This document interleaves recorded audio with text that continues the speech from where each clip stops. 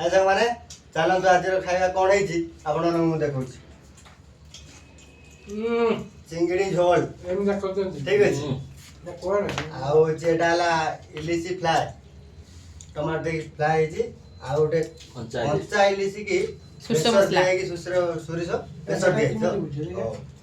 ଆଉ ଗୋଟେ ହେଲା ସୋୟାବିନ ତରକାରୀ ଅଛି। ଏଠି ଅଛି ଚିଙ୍ଗୁଡ଼ି ଘାଣ୍ଟ ଗୋଟେ ଅଛି। ଆଉ ଶାଗ ଅଛି, କଞ୍ଚା ଲଙ୍କା, ଲେମ୍ବୁ, କାକୁଡ଼ି ସବୁ ଅଛି।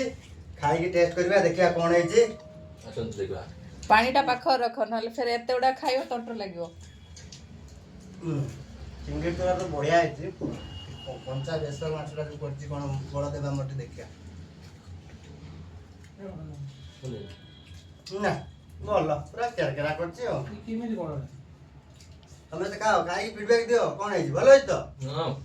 ଆଉ ଖାଇନେବ। ଆଉ ରହୁଛି ସାଙ୍ଗମାନେ।